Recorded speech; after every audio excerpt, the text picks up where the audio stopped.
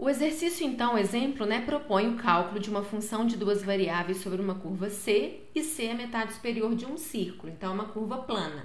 Então, vamos tentar desenhar ele aqui. Eu tenho aqui, então, um semicírculo, né? E aí, então, eu preciso parametrizar esse semicírculo aqui para me conseguir fazer a integral. Como eu falei, existem vários tipos de parametrização. Aqui eu posso, por exemplo, escolher como a minha R de t, a minha parametrização, chamar, por exemplo, x de t, e o y eu isolo aqui. Como é a parte de cima do círculo, fica raiz de 1 menos t2. E aí eu já sei que o x varia de menos 1 até 1, então seria menos 1 menor ou igual que t, menor ou igual que 1. E aí o que eu tenho que fazer? Eu preciso substituir na hora de integrar essa parametrização na minha função. E note que quem está ao quadrado aqui é o x, então seria t, o y seria raiz de 1 menos t2. É uma integração possível, né? Não é tão difícil apesar de ter raiz, mas eu ainda preciso fazer a minha r' de t, derivar isso aqui, então eu ainda não fujo da raiz, ela passa a ficar no denominador. Depois eu preciso fazer o módulo disso e multiplicar por essa função. Então, pode ser que piore bastante a minha integral, pode ser possível também. Mas existe uma parametrização, principalmente quando eu trabalho com círculo, que evita a minha raiz, que é a parametrização por coordenada polar.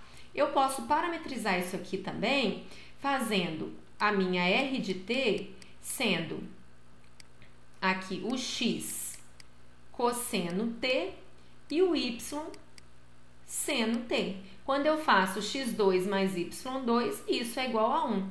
Professora, mas coordenadas polar não tem um r que multiplica? Notem, se eu estou numa curva, só pode ter um parâmetro, que é o r. Desculpa, que é o t. Se eu faço R variar de 0 a 1, o que eu vou ter é um disco e não uma curvinha. Então, aqui eu fixo o valor de R para variar somente o meu T. E para me ter esse semicírculo aqui, o meu T precisa variar de 0 até π. Vamos ver se é isso mesmo? Quando T for 0, cosseno de 0 é 1, seno de 0 é 0. Então, eu tenho ponto 1, 0. Beleza. Quando t for π, cosseno de π é menos 1, seno de π é 0, então eu fico menos 1, 0, beleza, saí, percorri todo o semicírculo. Esse é meu R de t. Então, meu R de t é da forma cosseno t, seno de t. O meu R' de t é menos seno de t, cosseno de t. O módulo de R' de t fica lindo, né? Fica raiz quadrada de seno ao quadrado mais cosseno ao quadrado, que é 1. E aí, então, eu passo para o cálculo da minha integral. O meu t varia de 0 até π. Vou substituir x e y da minha parametrização na função. Então, vai ficar 2 mais x ao quadrado, que é cosseno ao quadrado de t, vezes y, que é seno de t.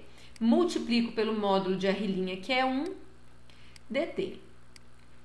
Então, vai ficar a integral de 2 dt é 2t. A integral de cosseno ao quadrado de t vezes seno, eu posso chamar cosseno de u. O seno fica seno du, mas tinha que ser menos, né? Então, eu ponho menos aqui, ó.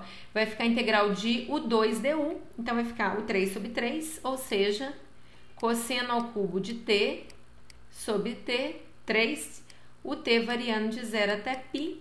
Então, quando for π, fica 2π menos 1 ao cubo, menos 1, então mais 1/3, menos, quando t for 0, cosseno de 0 é 1, aqui vai ficar mais 1/3 também, ou seja, 2π mais 2/3.